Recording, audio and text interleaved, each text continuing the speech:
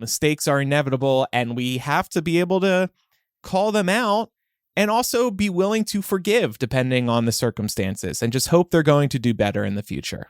Beautifully put. I think so, too. I think I'm done for today.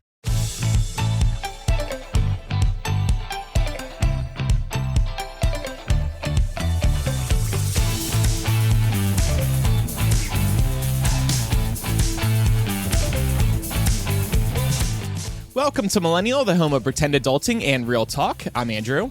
I'm Laura. And I'm Pamela. And we have one of our friends joining us again this week. He was last on in October. I didn't introduce you yet. Sorry.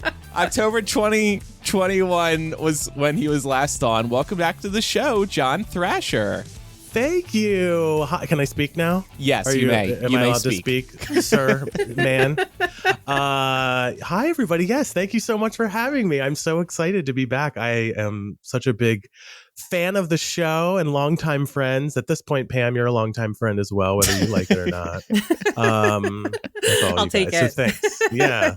Thank you, guys. John also hosts his own podcast called Shaken and Disturbed, a true crime podcast. So tell us about your show, actually, just to catch everybody up. Yeah. So I'm trying to remember 2021. Yeah, we had launched. So I've been in true crime for quite a while. I won't go through my whole resume, but I did Martinis and Murder, which was a really big, popular true crime show at Oxygen, the true crime television network. And we did that for a while. Darren, my co-host Darren she and I, loved the stories, loved the fans, loved the audience. We moved on from Oxygen and we started our own true crime show. It's the exact same format. It's called Shaken and Disturbed. And yeah, I mean, we do a true crime case of the week. It's a new episode released every Sunday. We break down all the details. Sometimes we have a drink. We've kind of moved away from the drinking aspect a little tiny bit just because, quite frankly, I don't need to be drinking like that much every single week. Yeah. And so, it's just one of those types of shows. We've been true crime podcasting on the microphone since 2017, which is now kind of a long time ago, if you really think about it. So. That's like 6-7 years at this point. Yeah. And I mean, it's cool to see you go independent from Oxygen to doing your own show as well. So. Well, thank you. And I have to give you a huge shout out, Andrew, because you've been such a great friend to me over the last several years as we've gone independent, and you've really helped me and the show out in a lot of ways. So thank you for your kindness there. Yeah, well, and you've been connecting me with people. So, That's we're scratching true. each other's backs. Yeah. I mean, I probably help a little more, but yeah, it's fine. It's all good. Honestly, yes, you do. Absolutely, you do. I'm just messing with you. Don't feed his ego. Not this early in the episode. I know, that's true. You're right. Laura had a question for you about work-life balance. Yeah, because we're all people who wish that we could do our podcast full time.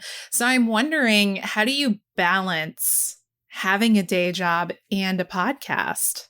Yeah, it's a lot of work. I mean, until recently, I actually just moved Pittsburgh and changed jobs and industries about a month and a half ago. It's not super interesting for the show, but prior to that, since about 2017, when I was with Oxygen, I was producing that show, Martinis and Murder, as part of my job description. Essentially, I was a digital producer at Oxygen. And then from there, I moved on to, this sounds like a job interview, but it's background information that I think people should know.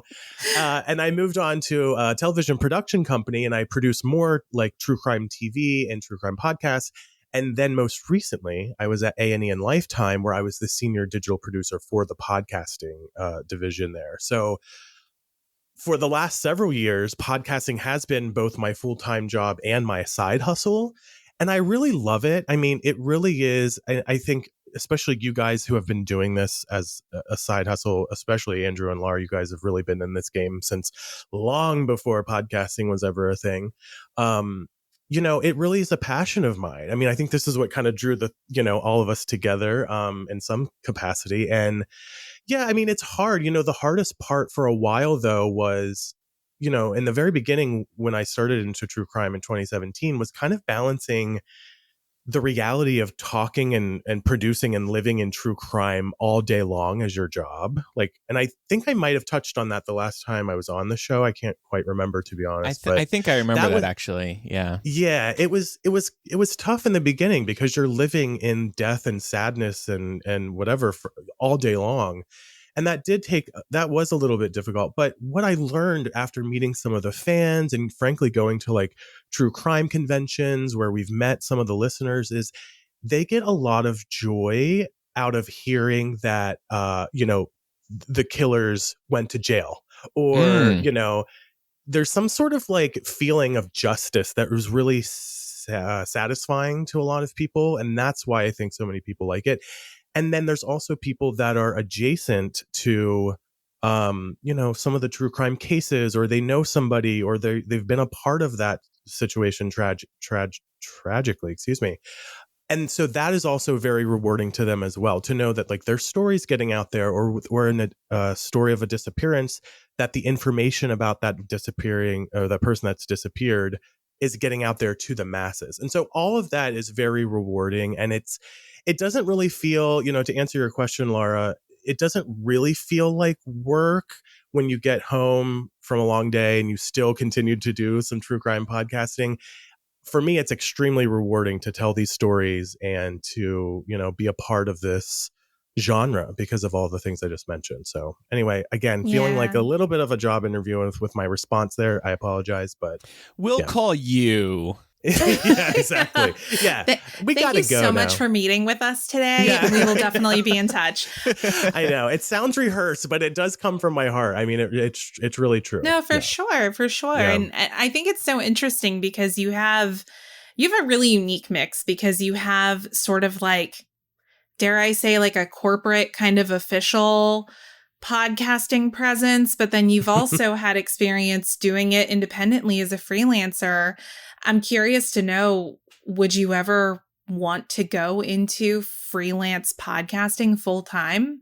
Is that something you see as you put together your manifesting board for 2024?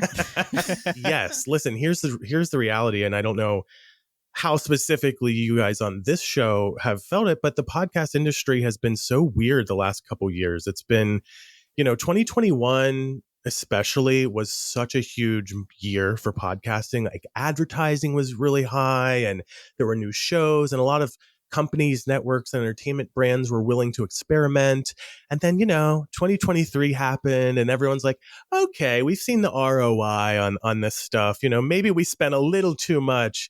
And by the way, this isn't just anecdotal. You can go find headlines about this industry all over the place. Oh, yeah. We've chatted about that on the show. Okay. Yeah. So it's been a tough year. I think, as I'm sure you guys know, it ebbs and flows, and I'm sure there will be another peak sometime. But, in terms of just passion, I would do this full time. Of course, who wouldn't want to just sit on a microphone and talk with their friends and have a drink and, psychoanalyze killers? I mean, that's the joy of it in a sense. And at home, all of us are recording at home right now. Podcasting is very accessible, which is a reason that I'm very high on it. You can consume podcast no matter what you're doing.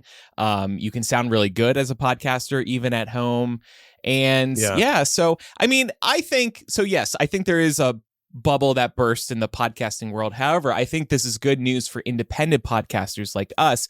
We don't need these fucking celebrities coming in with their dumbass shows that have producers and teams of like 30 people. If audiences move back to the indie podcast and there's less attention on celebrity podcasts, I think that's great. If the ad dollars all shift there, I think that's great. So it does seem like there's another transition period, but I think it could end up being a good one for the indie podcasters. Well, if anything, it also proves that you can't just sell a show based on a name, and also that there's more to it than just putting somebody in front of a microphone, right? That kind of feels very satisfying because I don't know. I think that all of us have seen the shift from telling people that you do podcasting and then just looking at you blank face, what's a podcast, to then telling people you do podcasting and they're like, oh, little podcast over here, because everybody has one now. It's the butt of a joke. Mm-hmm. And that is crazy to me because we've gone from two different extremes. So, John, the reason that we're having you on today, since you are let's say, a true crime expert, we wanted to talk about Gypsy Rose. She's been in the headlines over the last month or so, especially. So we're going to talk about Gypsy Rose and stan culture. So thanks again, John, for coming on. And Absolutely. Before we get into that portion of the episode, just wanted to bring up a couple of other items real quick. Laura, it's primary nights in America once again. Yep. Once again, Yep. Here we go. Welcome back. Here we go. Welcome back to the shit show. So on the evening of this recording, we are waiting for results from New Hampshire's Republican primary to come in. Nobody's really paying attention to the Democratic primary. It doesn't matter anyway. But we're going to be watching the New York Times needle throughout the night here to see if Nikki Haley is able to move that needle, to see if she's able to get the Judge Judy bump. Did you guys see that? She was endorsed by Judge Judy. Good for her. Good for her. Can I tell you something? I have to interject here. I am a huge Judge Judy fan. For many years, I would watch 2 episodes of The Golden Girls and 2 episodes of Judge Judy, and I'd go to bed. My mind would be at ease. And to know that she has come out and endorsed Nikki Haley was quite a gut punch for me. Aww. I mean, it's somewhat not surprising if you know Judge Judy. Like, I don't know a lot about her personal life, but I was kind of bummed out to hear this about Judge Judy, to be honest. Right. One of your heroes is a Republican after all. Oh, man. I know. Can you believe it? So I will say that in 2020, she endorsed Bloomberg. So that's right. I do remember that. Yes. I think that she's a little more independent, moderate than that. And I did see an interview with her with CNN's Dana Bash, talking about why she was endorsing Nikki Haley. And she was like, Trump is a psychopath. And he and Biden, she didn't say that literally, I'm paraphrasing. And he and Biden are both too old. My favorite comment was her basically being like, me and Joe Biden are the same age. I run a multi-million-dollar company. I make decisions that affect hundreds of people every day. And in the middle of the day, I need a nap. So I know Joe Biden needs a nap too. Oh, and I was like, Jesus Christ, Judy. But yeah, it was just interesting. That was not sort of the stump speech that I was expecting to see from a celebrity endorsing a candidate. But we'll see if it helps. I don't know. No, I probably won't. I tend to feel like Nikki Haley is going to lose New Hampshire. And I just wanted to ask y'all, as a matter of prediction, how long until she drops out?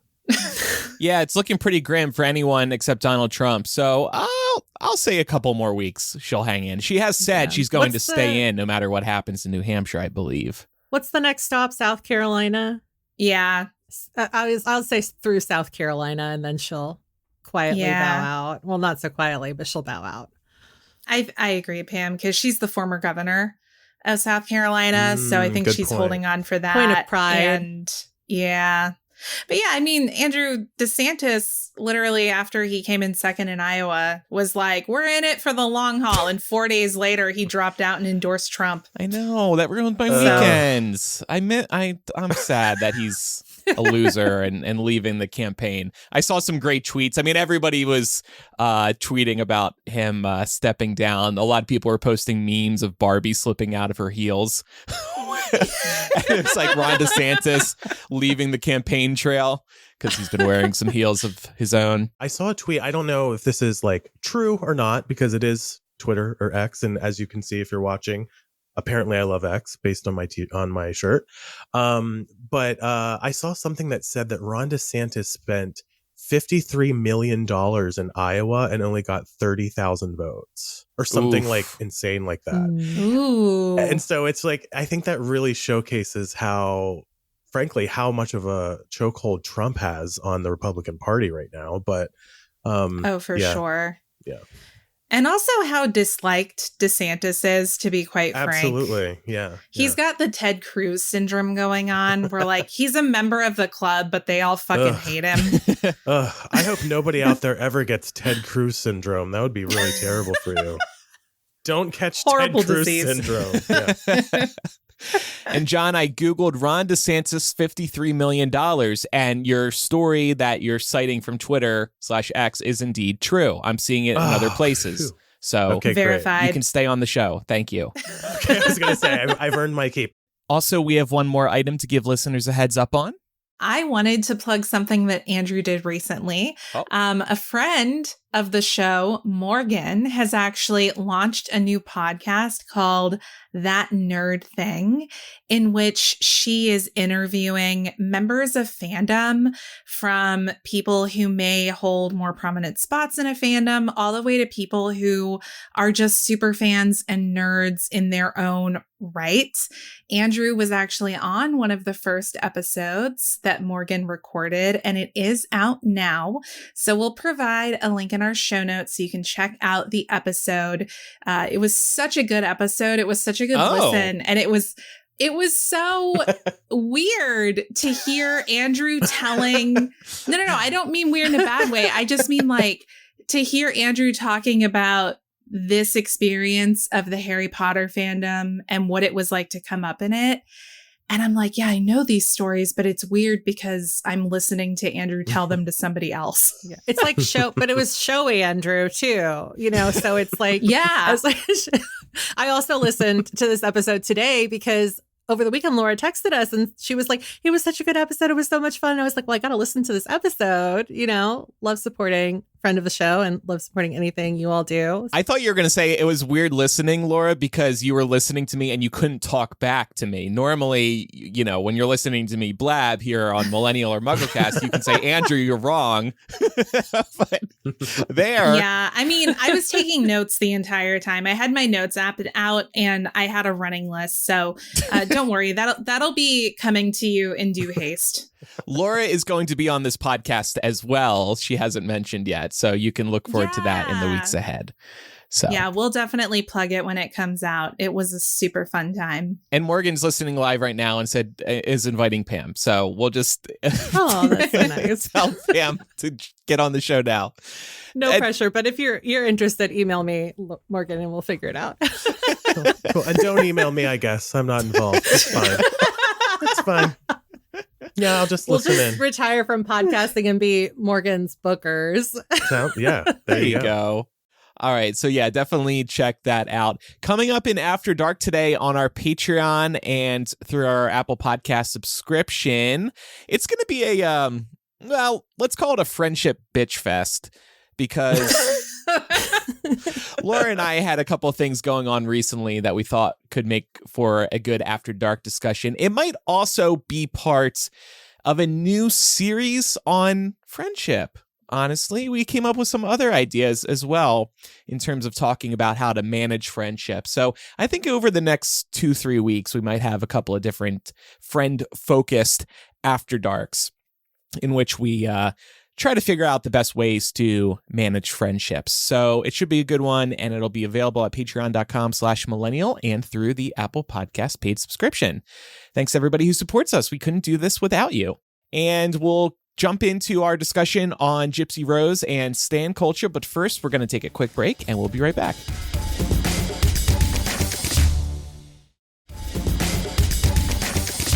So we're going to jump right into talking about Gypsy Rose, her recent release from prison, and the stan culture that has surrounded her in recent weeks.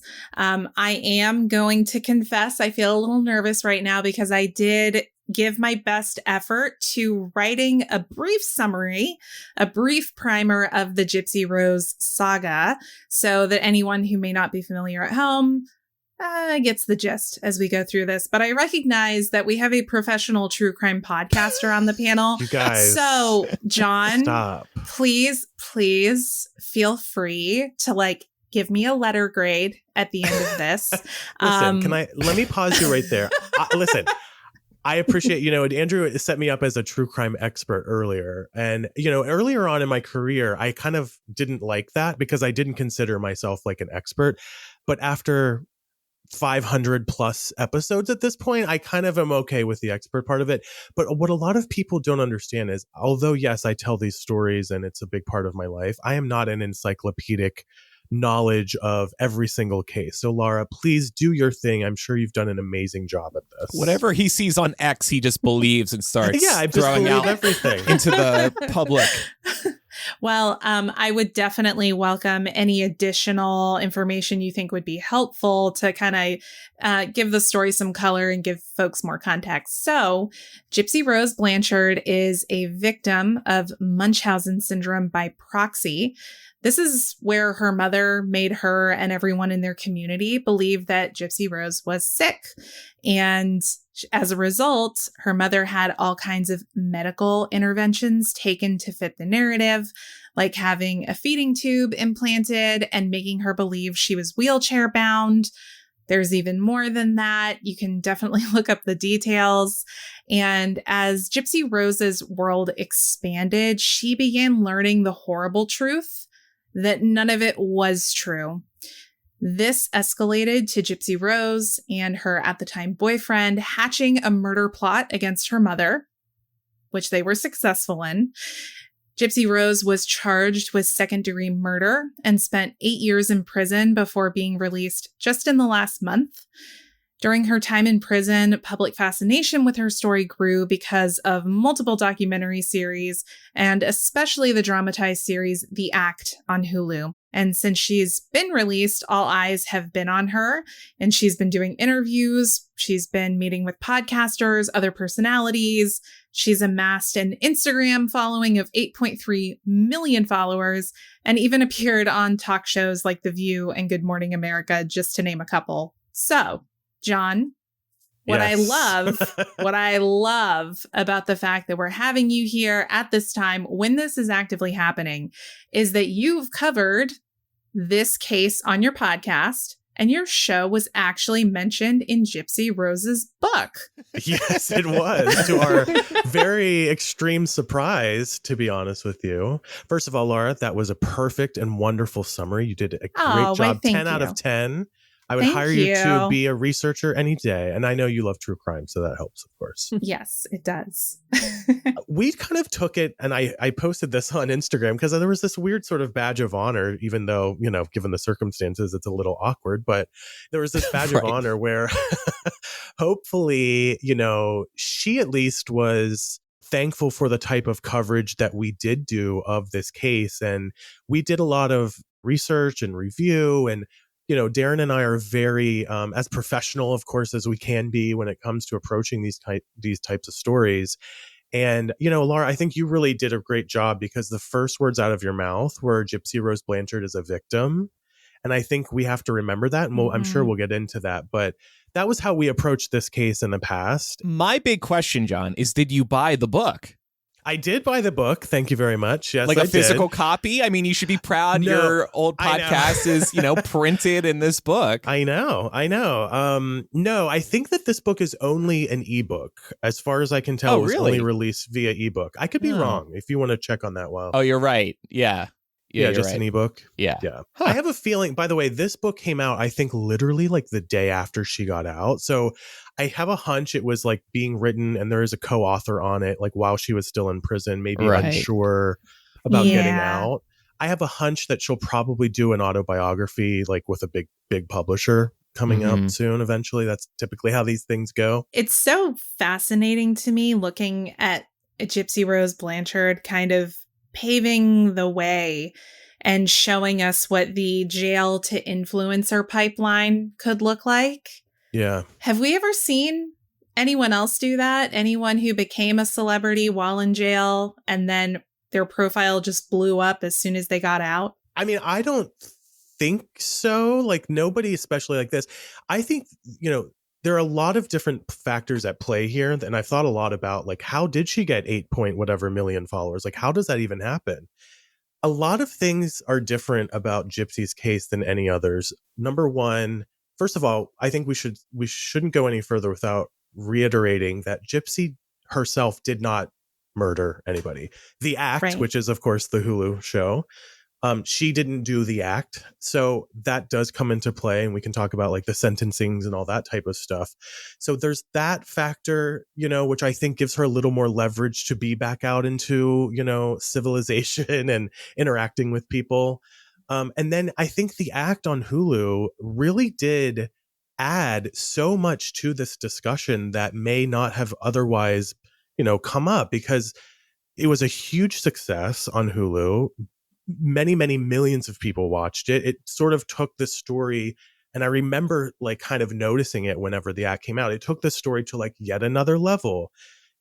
Some people call it the Netflix effect with true crime documentaries in particular, but this time it's Hulu. It's just stories that, have been around for ages or you've heard of that get a 45-minute documentary on Netflix and suddenly they're the biggest thing in the world. So I think that's the second thing.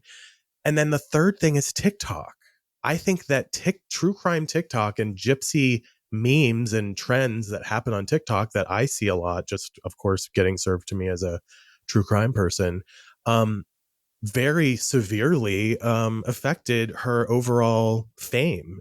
To add on to that, this photo that she posted of herself, this selfie with the caption "First Selfie of Freedom," that went viral when she posted it. I had not heard of Gypsy Rose. I was not paying attention at all. I'd never heard of her. Wow. And then I start seeing this photo everywhere. And I tried to avoid Gypsy Rose because this was December 29th. I'm seeing it was over the holidays. I just didn't care. I was trying to be on the internet less, but I couldn't avoid it. And then I resisted for like 2 weeks, and I finally started looking into it. But she did go viral, I think, in part because of this photo. It's her in a hotel room, suitcases on the floor. I think I see a pack of beer on the floor. First selfie of freedom. It's funny. Yeah. Do you know what's even funnier? And I'm sure that other people probably would be in my boat if you're not like in the true crime world. I definitely have never really gotten into that genre, but I know it's very popular and I respect that. But like as a musical theater nerd, the only Gypsy Rose I had ever heard of was from Gypsy the Musical. So, if you're seeing a lot of these. Very different thing. Very different. I know, but that's all, like, everyone was like, Gypsy Rose. I was like, Gypsy Rose Lee? Like, from the musical, Like Patti LuPone? Yeah, what? Exactly. And that's why also, for, like, some context, if you guys are seeing, like, some silly little, like, musical memes go viral, it's because of this connection. So I don't know if anyone else is the same boat as me, but that was like the first thing that I thought of because I was like, what is going on here? Another thought I did have was she does have a pretty colorful name. Like that is a unique name that stands out. Like that alone captures your attention. Gypsy Rose. You're not wrong. No, that's a very good point, Andrew, because, Jane Doe, for lack of a better term here, no pun intended, is less memorable than there's also like kind of like a rhythm to her name that makes it a little more, interesting. Yeah. It's very Southern. Yeah. It's very, very Southern. Those like double first names. Yeah. To get back to your question, Laura, in terms of going from jail to influencer overnight, I see this happening more as time goes on because I'm thinking about particularly the other way around, more people going to prison for social media scams. And actually, you have a story that you caught recently. Yeah, so you can actually see this on the Department of Justice's website. I'm not too familiar with the influencer sort of like at like a granular level, but a Miami woman was sentenced in federal court in Boston for fraudulently obtaining over $1 million in pandemic-related loans using the stolen identities of more than 10 individuals, and then using those funds for personal expenses, including chartering a private jet and renting a luxury apartment. And you have to think the level of access she had to be able to do that. And probably the way she got caught was all because of social media and being an influencer and having giving that reach. Anna Delvey. Yeah, actually. She probably wants Shonda Rhimes to make a show about her too. Pretty much. But see, that is an example of somebody that had fame before they went to jail. You know? So yeah, the only other example I can think of, and we can like move along after this, is, do you guys remember Prison Bay? But oh my God, that was yes. I forgot 2 about Prison seconds Bay. of fame. Yeah. And the guy literally was just like a thing because he was attractive. Yeah, that's right. Oh my God. Don't even get me started. That's like a whole subgenre of true crime. Like, a lot of people, this whole like Ted Bundy's so hot type of thing. I just, it really gets to me. I really hate that stuff. But I'm looking at Prison Bay now. Jeremy Meeks. I missed this when it happened. But yeah, he's hot. I guess I can't say I that. feel like that also like He didn't leads murder really somebody, well Oh, okay. into like the rest of this discussion, because like, you know, Gypsy Rose Blanchard, she's not a bad looking young lady. So I think that helps, that she's very like girl next door pretty. She has a very like innocent looking face. And I think that people see pictures of her out and about enjoying her life. And I don't know. I think that probably adds to the intrigue in addition to this wild story that she has. Yeah. It's true. And I think what's so fascinating about it is I just feel like social media and just the degree to which we are increasingly connected to everything all the time is really just kind of accelerating a trend that has existed for a while, which is there's always been fanboys and fangirls of sort of like high security inmates. I mean, Bundy had them, Manson had them. I mean, you can look at any number of high profile serial killer and learn that they were receiving fan mail from people, and they had, you know, people really trying to figure out how they could throw themselves at these inmates. So the trend has existed, but I feel like it's just amped up to 11 now with the internet making it so easy and accessible. And I think that Gypsy Rose is married and the man met her while she was in prison, right? Mm-hmm. Was one of those. Yeah. Yeah, He started exactly. writing her letters. He didn't know Oh, her before man. she went to jail. Yeah. It kind of feels like the tide has shifted a little bit recently on Gypsy Rose. Initially, it seemed like it was all positive feedback. It was all celebratory of her as a person and her getting her freedom. Lots of like, yes, queen, like live your best life. But in the last like week and a half, it really seems like people are starting to stop and be like, wait a second. Is she manipulative? Right. Is it weird that she's out of jail, but her boyfriend who actually committed the crime is serving life in prison? And perceptions seem to be getting a little more mixed. What do y'all make of that? The story about Gypsy Rose has largely been told by other people. You know, we know what happened. We see the act. You know, she has some prison interviews, yes, but like now she's out and now her behavior is going to be monitored by 8 point something million people. And they're going to have, you know, opinions about that. And then when you add in all of the mental, what's the term? Not ill, maybe some mental illness, but like the mental stunting of her development, because think about her childhood. And then when she was 18, she went to jail for all these years. There's going to be, and I hate to make this term, but it's so similar. You know, we've seen something almost similar with Britney Spears. Like she had a very tumultuous upbringing, and we're seeing the effects of that, I think, on some of her social media. So I think now, under the lens of the world, we're going to see how she has entered society without really having the social development that all of us have had. And now she's going to get all this judgment, and all of these people are going to say all these things. So it's almost like a lose-lose. And I hate the fact that she jumped out and immediately got on Instagram, immediately went on The View. Somebody should have, I mean, who, I don't know, but transitioned her into society a little bit before she starts going on like a big press tour. And I think we're going to see a lot of negative reaction to what's come from that. She's been in jail her entire life is the thing. And whether or not she had all these experiences, what happened to her as a child, going through prison, even if that all never happened, if you become a celebrity overnight, nobody's prepared for that. Exactly. So I like your point, John. And I agree with you. It's sort of like there's been this debate around Britney, who is helping her, because it doesn't seem like someone is. Who is helping Gypsy Rose? Maybe she has an agent at this point. I don't know. But you need media training. You need to be, I mean, and when you do become a social media star, it can go to your head. And we're going to talk about billionaires in a little bit. When you become a billionaire, when you become vastly successful, you start getting a little nuts. You start thinking you are right all the time. Fame gets to your head. Success gets to your head. Well, and to that point on, I'm not saying that this, I mean, I don't want to speculate too much, but that I think John referenced her interview on The View. One of the women on there was basically telling her that she didn't do anything wrong. And she just kept repeating like, no, I did a bad thing. That's why I went to jail. And I think that it's great that she has the hindsight right now to be like, I appreciate what you're trying to do, but actually like I was put away for a reason and I did do something bad. But if you have enough people around you continuously operating the way that this host did, then, I mean, don't you start to believe that maybe you did do nothing wrong?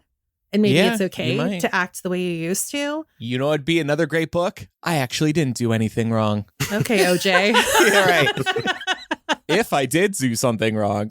Pam, I want to just reference that View interview really quickly, because I know the moment you're talking about, and I think that they later clarified that the host was sort of misunderstanding what Gypsy was saying in that moment. Okay. But to that point, though, there are still many people that still kind of think that way. I mean, I see it all the time. I mean, there's been fierce debate with the fans of my show about, did she do something wrong? And I think there's a lot of conversation that we should talk about in terms of her, as Laura mentioned right at the top, being a victim of child abuse. I mean, let's say I'm an uncle or something, or a neighbor or something, and I know that a parent is putting a feeding tube into a child that does not need it, having multiple surgeries that are not needed, and having teeth removed. Another thing that you can see is Gypsy has like silver teeth, like now, like you can see it in all of her photos. And that's because her mother had her teeth removed, her adult teeth removed. For no reason.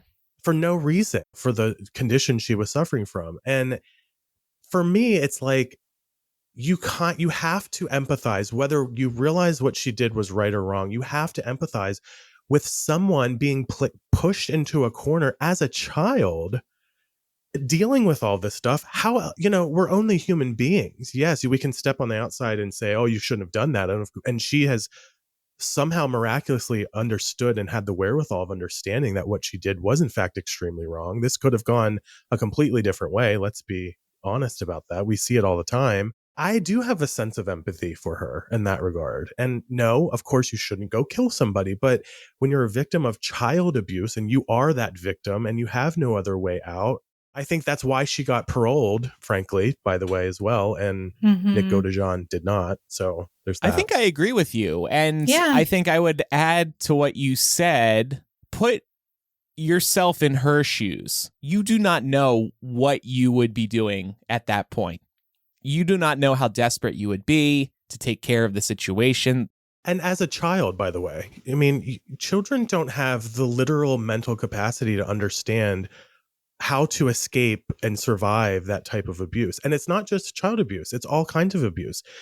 The Me Too movement. I mean, remember, and unfortunately this still happens, there's so much victim blaming with women because they didn't go and run and tell right away, or they didn't film the rape, so there's no evidence. I mean, it's very similar conversation, and it's the sad reality about abuse in general is like, when you're pushed into a corner and there's no way out, what else can you do? I mean, I hate to say it, it's a lot of conversation that happens in true crime stories. It's women pushed to a limit and they feel like the only way out is to murder. And it's tragic, but it's the reality of our human condition in a lot of ways. Yeah. And I think when you sit with that reality, you can hold both pieces, right? You can have empathy, but you can also say that was still wrong. And, justice still needs to be served, even though I'm going to step back and look at the situation realistically and be like, well, I don't know what Dee Dee Blanchard expected. It's true. I agree. Mm-hmm. Yeah.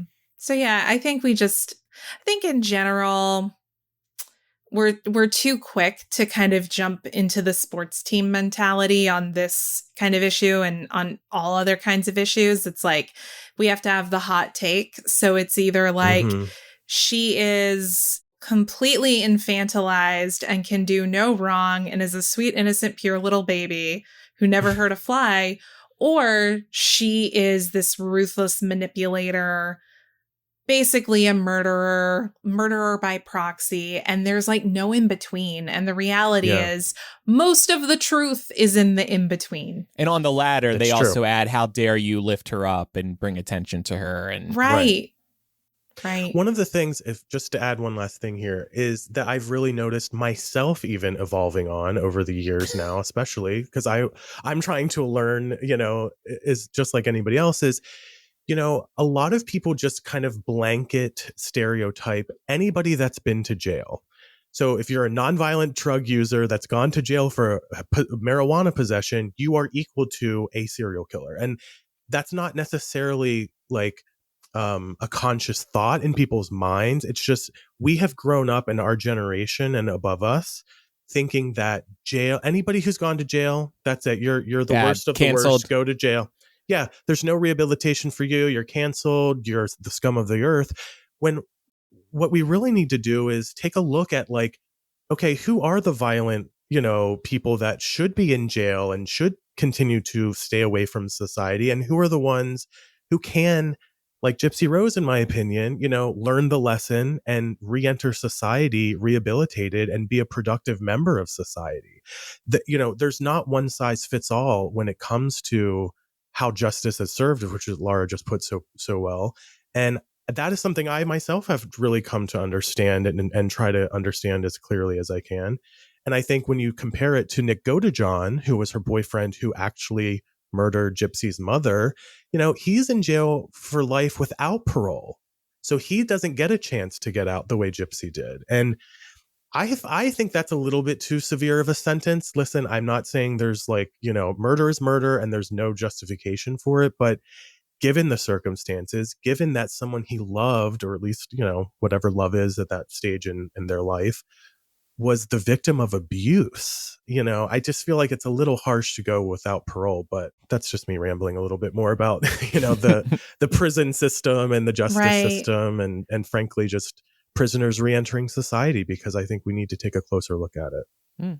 Yeah. And I mean, I think Gypsy Rose is a really good example of that. And maybe, hopefully, something we can all take away from this case is that that's exactly why sort of like reintegration into society needs to be looked at more closely and thought of with more care. But I wanted to keep us moving in the connection between stan culture and Gypsy Rose, and specifically throw it to Pam, because Pam, you had a really good question about the through line of infantilization and stan culture. I think John actually started touching on this when he was talking about Britney Spears. That's somebody else who's also been infantilized because of the way that she was treated when she was very young. But I think that infantilization from between stans and their idols happens a lot. And so obviously we see a certain factor of the internet infantilizing Gypsy Rose purely because of what she suffered when she was young before, and then also spending her, entire childhood in jail. But when you look at traditional stan culture, so like just normal people standing celebrities, you also start to see infantilization happen at the expense of these hardcore fans thinking that their favorites can do no wrong. Yeah. And Pam, don't come at me, don't fight me. But I'm using Taylor Swift as an example here. No, that's a good example. And I'm not comparing Taylor Swift to Gypsy Rose. There is no comparison to be made there. But yet, I think Taylor Swift is immensely talented. I watched the Eras tour. I loved it. I do have an appreciation for her as an artist. I will say, Swifties can be a little rabid, and if you deliver a critique of Miss Taylor, they don't always take it well, and you can end up with like a group pile-on in your comments if you said something that was just even vaguely dismissive or like, it's not really my thing. And it's just so interesting to see that people engage in that behavior when the stakes are so much lower. Honestly, like Taylor Swift is famous and super talented. She's fine. But when we're talking about people getting into these kinds of fights over a convicted, I guess, second-degree murderer, we would call her, it's just interesting again to see the types of hardline stances that people will take. So you just see it manifest in so many different ways. Mm-hmm. I'll throw out another celebrity who is beloved and people say could do no wrong, but maybe she has. Dolly Parton is one of the most beloved people of all time, right? Okay, I'm going somewhere with this. Just hold on. Okay. Moderna, yeah, keep it going. Yeah, right. The Dolly vaccine. Yeah. Obviously, she's had an incredible career. She's a wonderful person. However, and the reason I have this thought is because over the holidays, I listened to this podcast called Dolly Parton's America, and she's actually interviewed in this podcast series. It was very good. I highly recommend everybody check it out. She avoids politics at all costs. And this is one of the reasons why she is so beloved, because she has yet to piss anybody off politically. And she is actually pressed in this podcast, and she has been pressed in interviews before. What do you think of Donald Trump? And she refuses to take a side. And she says, I believe in this podcast, I will share a stance when the time is right. Dolly, the time's been right for the last few years. You know, and so some people would say, oh, Dolly Parton can do no wrong. She's an amazing person. I love her to death. She's perfect. I think she should be saying something against Trump when she is asked, or saying something about certain Republicans when she is asked, because she does get pressed. But she has a fan base of people who obviously love country music, who obviously will lean right, and she does not want to piss them off. I think the time has come to piss them off, Dolly, and speak your truth if you have a good truth. She also doesn't call herself a feminist, but that's a whole other discussion as well. Well, remember, she's an extremely older woman, you know. I was wondering if you were going to say old. I mean, I'm not an age. Listen, when we were talking about older woman. Well, listen, when we were talking about the whole like Biden, Trump, Judge Judy thing earlier, you know. Yeah. I really resent the ageism that happens in politics. Yes, they're both very old people, but they're not the only people working in an administration. I mean, it's like the thought that like he's like anybody, even Trump, you know, I mean, he's you know, has his own issues, but I just really resent ageism. But in this case, I think it is worth noting that she comes from a generation and has learned about a lifetime of that type of stuff. I don't know. I'm just like throwing that out there. But no, that's fair. It's so interesting, though, because she has been so openly embracing of the gay community. Yeah. Yes. And I think love Dolly Parton myself. Yeah. And I mean, I just think it's an interesting choice to be. And I mean, it's been a long time. I mean, she's been doing that since like the 80s, I think. Right. She's been, you know, a loud and proud ally for a long time. Yeah. And I just find it curious that she feels comfortable with that, but not with coming out against Trumpism. Because really, like, she doesn't have to come out against Trump, but you can come out against the ideology. I think it's definitely a country music thing, and not to harp on Taylor Swift too much, but I will say that for as much as I love her, she's guilty of this too. I commend her a lot for doing as much as she did for the queer community in the Lover era. But after the Lover era, that really got staunched, like it kind of got stomped out. And I'm not really sure why that was the case. We went into the pandemic and clearly there was like a shift, not in her personal mentality or in her beliefs, but in the way that her team clearly sees fit to kind of navigate her.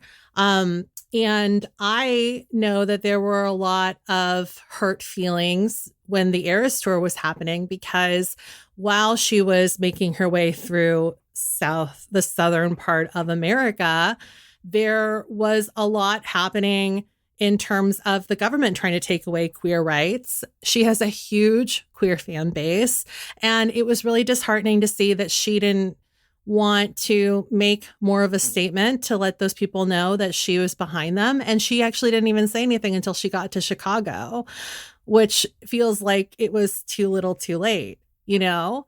Yeah. I think that, like, even if you're a big fan of hers, I'm a huge fan of Taylor Swift, you can still, if you're sound of mind, you should be able to love your favorites, but also like be disappointed when they misstep, and they're going to misstep because they're only human.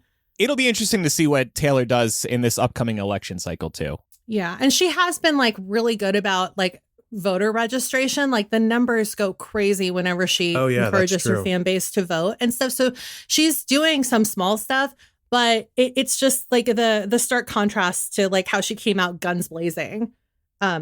Again, like in the Lover era versus like her quiet activism now is just insane. It's night and day. So I think a lot of fans that like myself who've been following her for a long time are just like, what is going on here? Like there's like a little bit of a disconnect between what you were saying and doing during like this period of her life. Also in this documentary that came out on Netflix, like half of that was like the journey of her trying to find her voice again and become more political.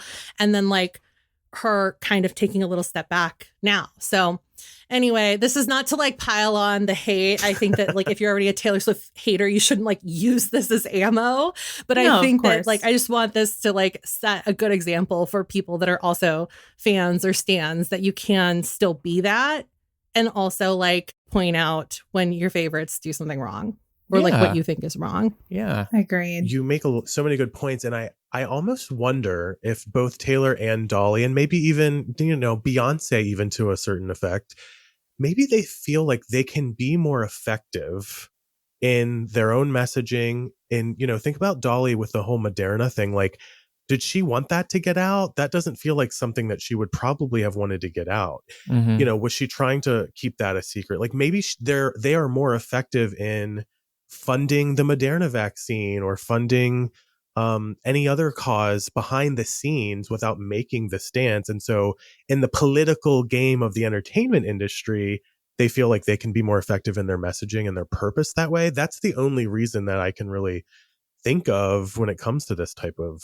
I don't know if behavior is the right word, but you know what I mean? Yeah. And there's also like a case to be made for wanting to keep like, concerts a safe space for all people, right? True. Like you don't want to turn your big arena tour into a like a political rally that could potentially endanger your fans, It's right? true. Yeah. But there are other ways to go about it and to still be a good ally. So just speaking of political rallies, I'll just cut in here real quick to say that in the last few minutes, they are calling New Hampshire for Trump. So yeah, that was really quick. It happened like 20, 30 minutes ago. I didn't want to jump in. And I was waiting for the right moment. I was like, somebody's going to bring up politics and I'm going to jump in. Kool-Aid man my way into the conversation. We'll discuss a recent Ariana Grande story and other celebrities who we've evolved on, let's say, over the years. But first, a quick break. We'll be right back.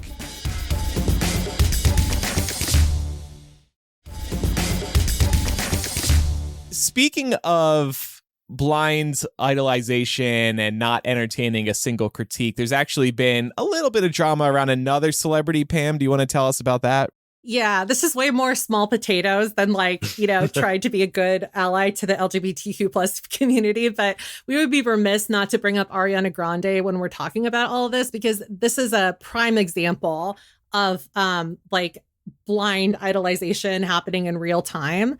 So last week, Ariana Grande released her newest single. She hasn't released a new single in quite a while. The song's called Yes and this stretched up a lot of discourse centered around her current relationship with fellow actor Ethan Slater.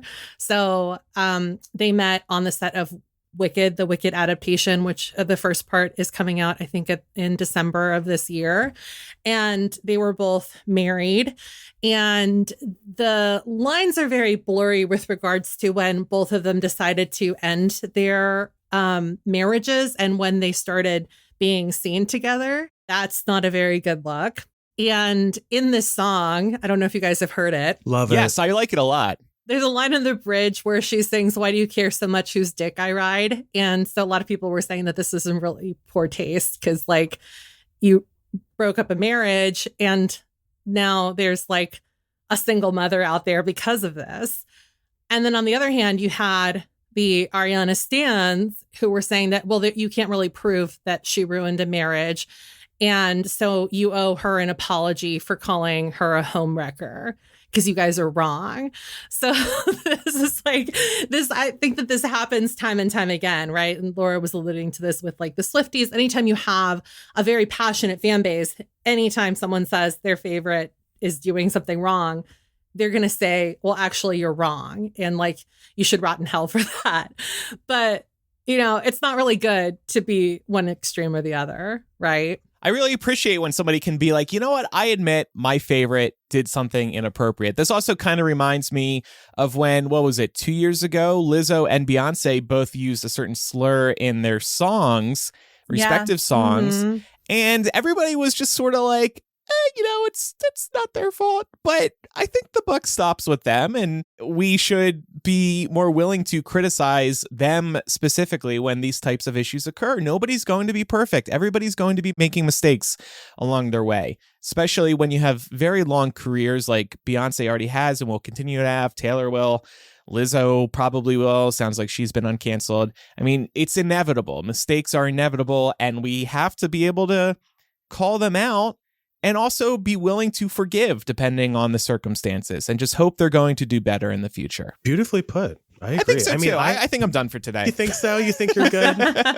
Pat yourself. Look, he's patting himself on the back right now. And on a high note. I will take a little bit of a true crime stance on this because I'm not a stan. I certainly love Ariana Grande. In fact, I worked with Ariana Grande in 2012 before she, I should tell that story sometime. She was not nice. I'll just put that out there for now. But anyway, so and knowing that, I still think that, like, yeah, do we know exactly what happened with these four people? Like, I feel like this kind of like judgment of extremely personal situations and romantic relationships. I mean, I'm very protective of this type of stuff, and I'm not a celebrity. I don't want people, like, you know, picking apart any single thing that has anything to do with this in my life. And so I'm not necessarily saying that they didn't break up these marriages, but at the same time, like, unless you're a part of this situation, why even insert yourself? I mean, that's just my approach to celebrity gossip in general, to be completely honest with you.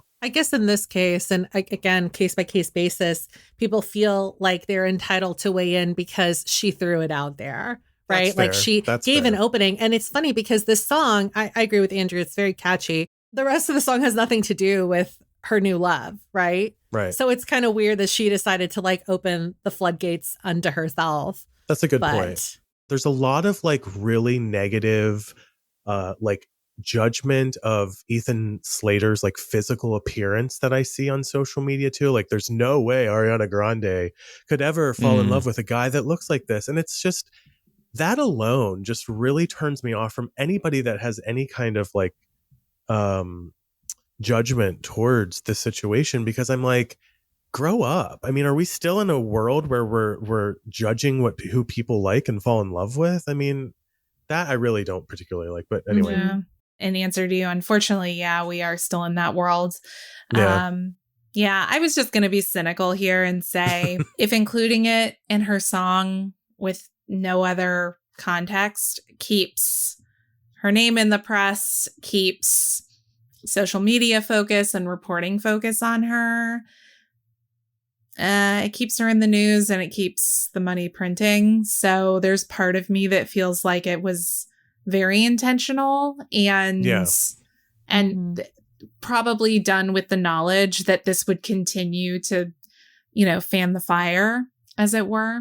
But that's just me being cynical.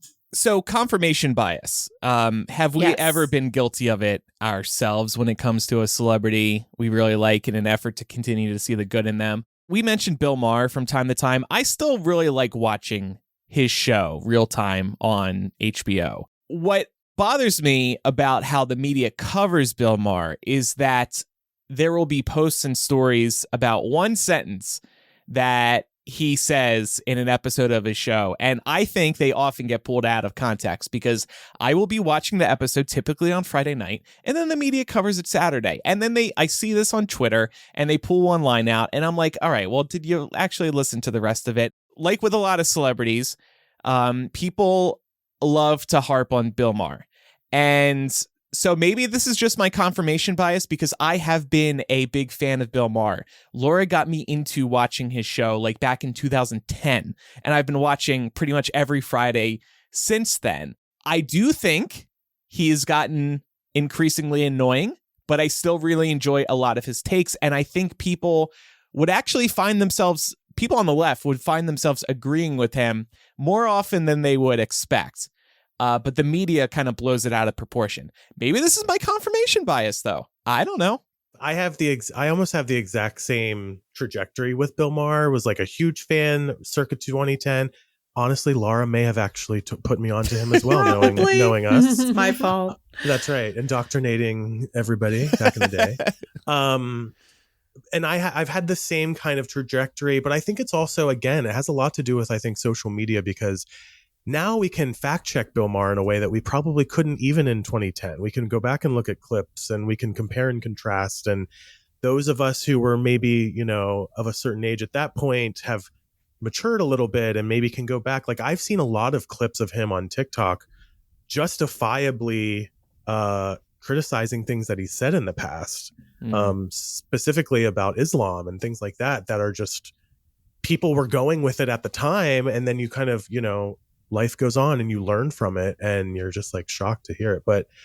But yeah, maybe there's a little confirmation bias across the board there. I've since gone away from that kind of like, it's not extremist. That's not the right word, but the kind of intense political kind of commentary. It's just mentally exhausting for me. I'm with you. Yeah. But I like Yeah. Bill Maher because they go there, but also they keep it light and funny. That's why I appreciate it. But like, I can't watch CNN anymore because it's just exhausting. Too much. Too much. Agreed.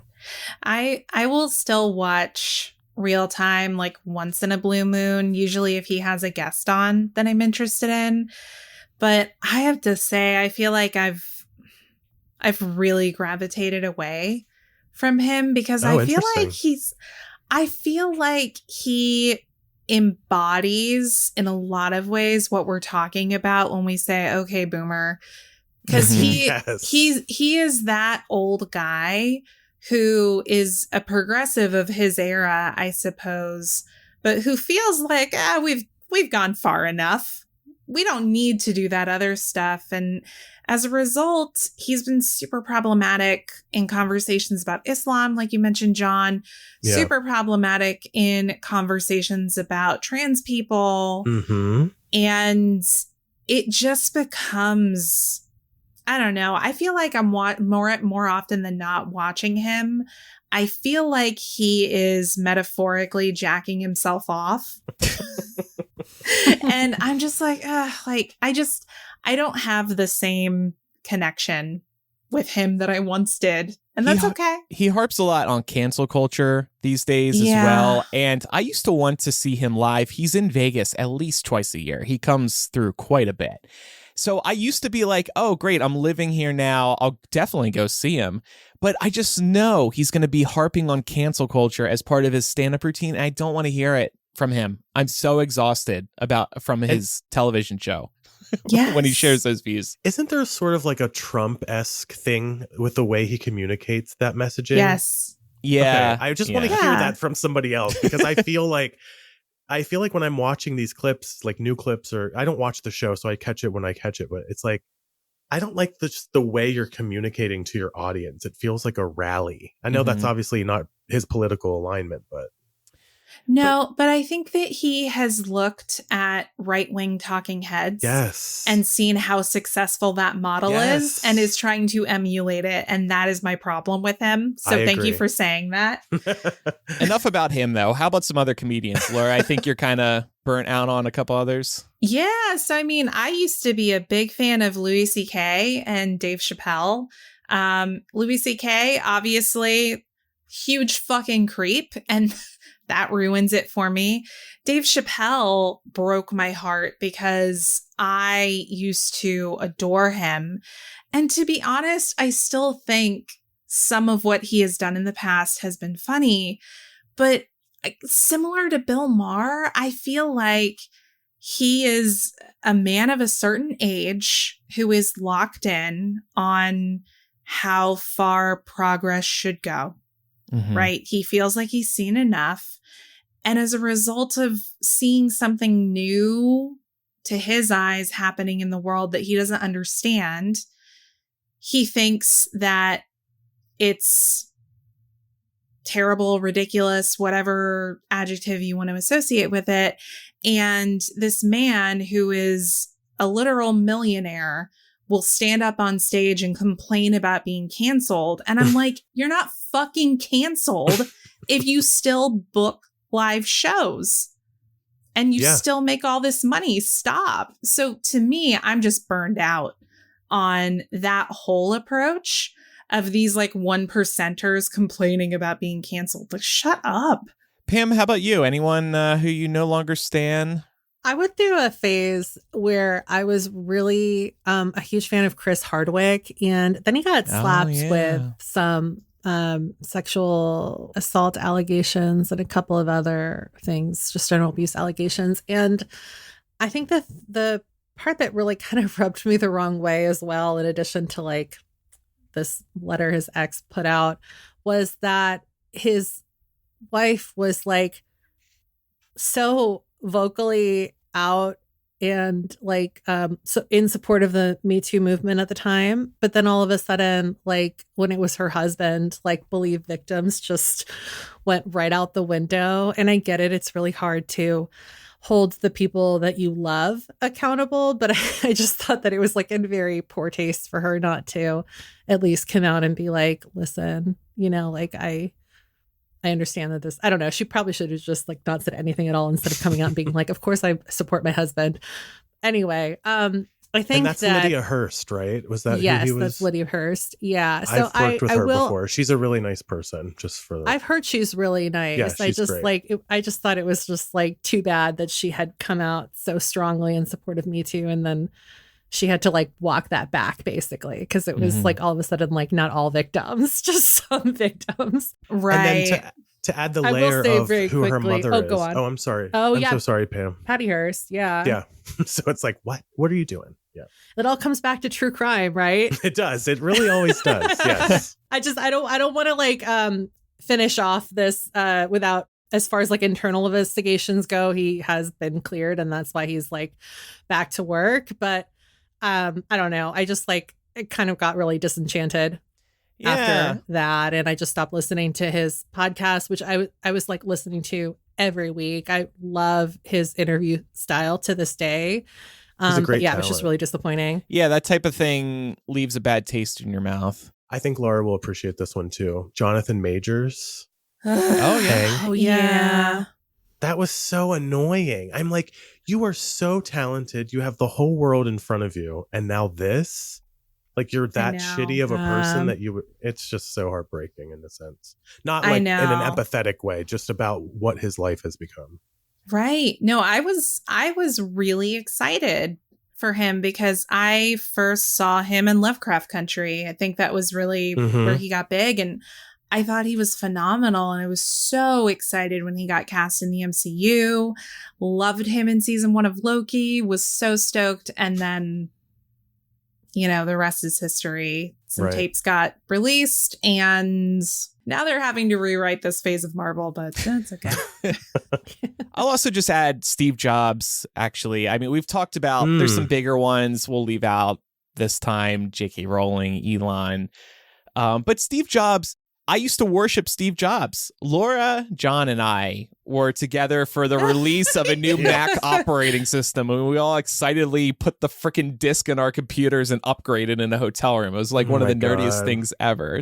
We have to stop telling this story at some point, the three of us. Cause... No, so I used to love Steve Jobs, and I still do. But as time's gone on, we've started hearing more things about him, particularly about how he treated his family and that he was a terrible boss. Like he would just fire people on the spot, like sight unseen, just for looking at him the wrong way. Like we ended up finding out he wasn't that great of an actual like human being in some ways. And he's the type of person where I'm like, what would have happened if he hadn't gotten cancer and he continued to live on and be a successful CEO of a major tech company, would he have turned in to one of these Elon Musks or J.K. Rowling, where they also fall in love with Twitter and then they start spouting all of their crazy views on Twitter? I wonder if Steve Jobs would have been that type of person, because he seems like he was one of those people who couldn't be told no. He couldn't be told he was wrong unless by a very small group of people, like Johnny Ive, his designer partner at Apple.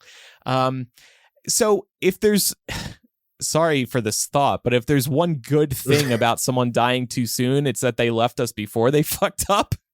Any worse than they may have already done. But I also just think like there's something, like Freddie Mercury of Queen. He went out at the top of his career.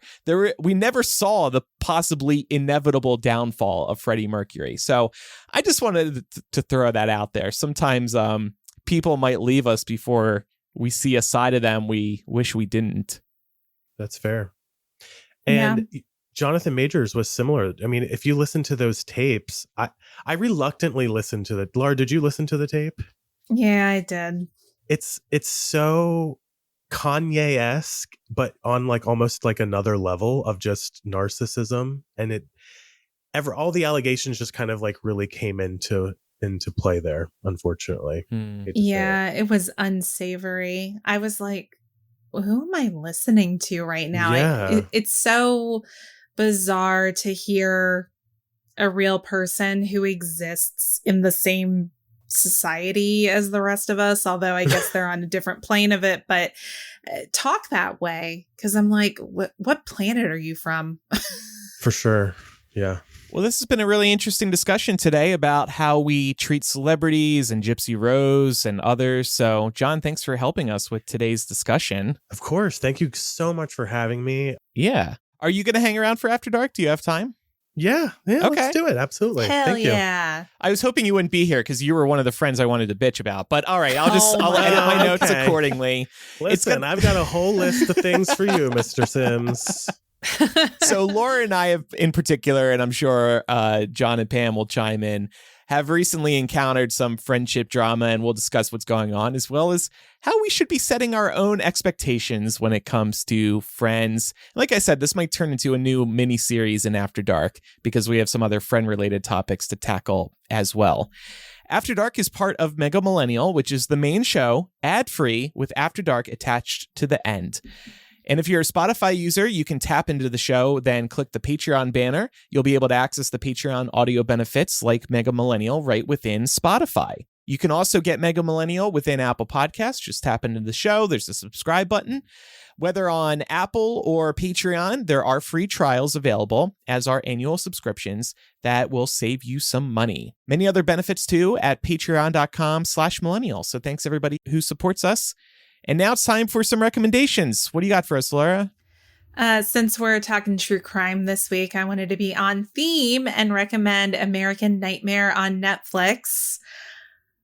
This is so infuriating to watch, but it is a wild ride.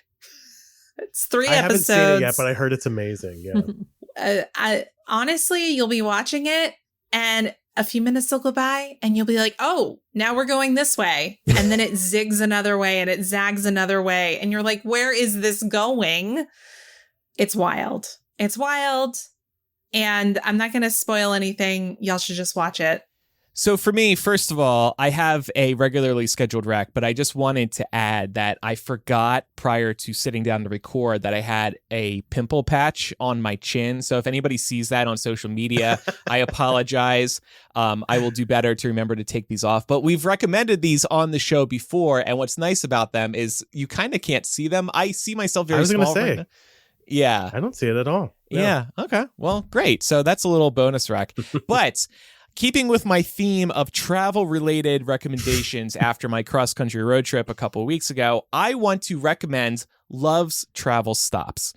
When you're on the road, you're looking for places that you can count on for a clean bathroom, some decent food, some good drinks, non-alcoholic, of course, friendly customer service.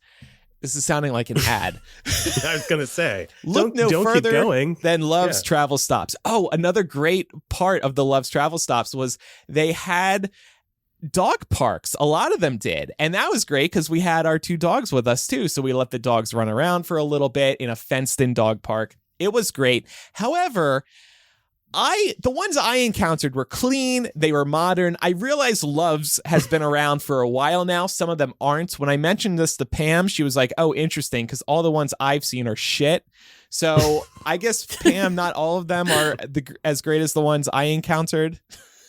Well, the ones that I've seen is just like a Love's gas station. It's not really like a travel stop destination, you know? No dog park. And okay. that's just on the 5. So for me, that would just be like going from San Francisco to LA and or San Diego.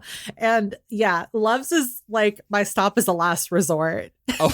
I feel like that's where I'm going to get murdered. Anti-wreck. Yeah, exactly. But I'm really glad to know that they've really upped their game on the other parts of the country. So yeah, I guess a sidebar rec here would be you can tell if it's a new one or not. Like they got more modern signage and stuff. John, you're a big fan of Love's too, I heard. I was going to say, yes. You heard this because I added it as a comment on today's notes because I was so excited that we were bringing it up. Because I used to live in New York City and I would travel often back to Western Maryland, where I'm from. And there's 2 Love's travel stops that I always knew I was coming home to. So, there's just something nice about it. But yeah, I almost wonder, Pam, if your Love travel shops are maybe like a different franchise or something, maybe, potentially. Yeah, because this doesn't sound like the Loves that I know. No. Maybe we're thinking of 2 different things. That would actually make me feel a lot better about it. Well, we have Shane in the Discord saying that he loves Loves and he's a Californian. So I think, Pam, you need to spend the summer works for trying some other Loves. Love. Maybe. What do you love? I try to stop, like, honestly, I try and stop twice and that's it. So anyway, I digress. Something that I really love, and I'm going to make it my recommendation, even though I think I recommended it last year as well, is the app StoryGraph. And I wanted to recommend it because I know that we're still at the beginning of the year. A lot of people make a goal to try and read more in the new year. And this app has like really helped me read more. I just love their stats and the breakdowns. It's a great alternative to Goodreads. And if you have been a Goodreads user and you are like really scared about making the switch over to another reader tracker because you like having like your entire reading history on Goodreads, they make it really easy to import. But I also want to talk about my one of my favorite features, which is a feature called Buddy Reads. So you can actually set up a buddy read with like, I don't even know if they have like a limit on how many people you can buddy read a book with, but it's really cool because you can make notes and you can lock them until the other buddy or buddies reach a certain point in the book. Oh. So it's really fun because you don't have to worry about like if you're like buddy reading traditionally, maybe with a friend, you text back and forth, but you always have to say like, oh, did you get to this part? You don't have to worry about that if you buddy read on StoryGraph because you can like scream about whatever you want and then just lock it until that person gets to whatever part of the book that you read that in. So that's amazing. Yeah, cool. It's a really fun way to read along with friends. And yeah, highly recommend StoryGraph if you haven't checked it out.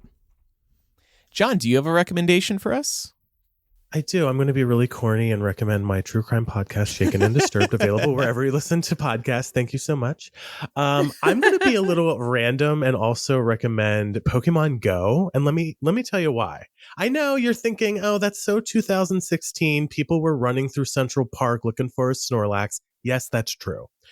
But I have played Pokémon Go, as Andrew knows as well, because Andrew, we used to talk about your brother kind of running out and playing, I believe, or something along those lines. Yeah.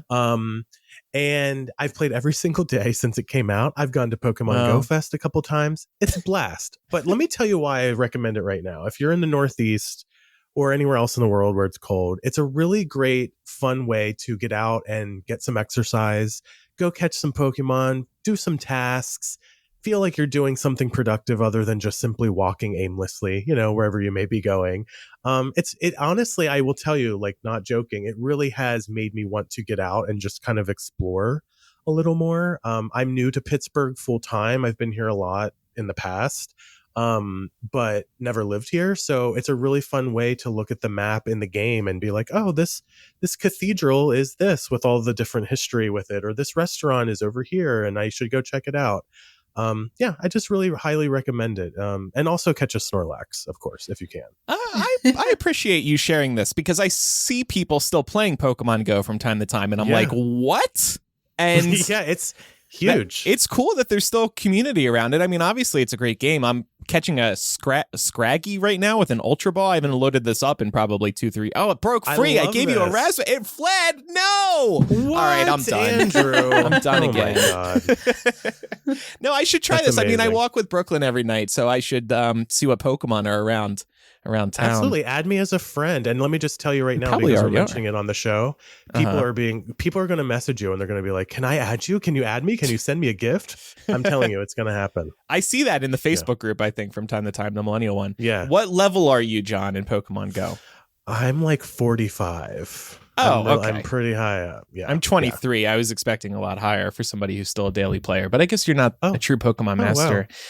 Wow. Actually, there's only 50 levels. How dare you? I'm leaving right now. Goodbye. See, I know I could pick on John, and he's not actually going to get pissed at me. You're just trying to get us warmed up for the Friendship Bitch Fest we're about to do in After Dark. John, thanks again for coming on. Where can our listeners find you? Thank you so much. Yes, I am at J Thrasher on Instagram. I'm not really on X or Twitter anymore like that. And like I said, you can check out the show Shaken and Disturbed if you love a good true crime show. We're over there every single week. Thank you so much for having me, you guys. Thanks so much for coming on. Listeners, make sure you're following the show in your favorite podcast app so you never miss an episode. And we would appreciate a review in Apple Podcasts or Spotify or wherever you listen to podcasts. You can also email millennialshow@gmail.com or use the contact form or anonymous confessional on millennialshow.com to send in some feedback. And of course, we are on social media too. Millennial Show on Instagram, Twitter, Facebook, and Threads. And then over on TikTok, we are Millennial Pod. After Dark starts in a moment for patrons and Apple Podcast subscribers. Thanks everybody for listening. I'm Andrew. I'm Laura. I'm Pamela. And I'm John. Bye, everybody. Bye. Bye, everybody.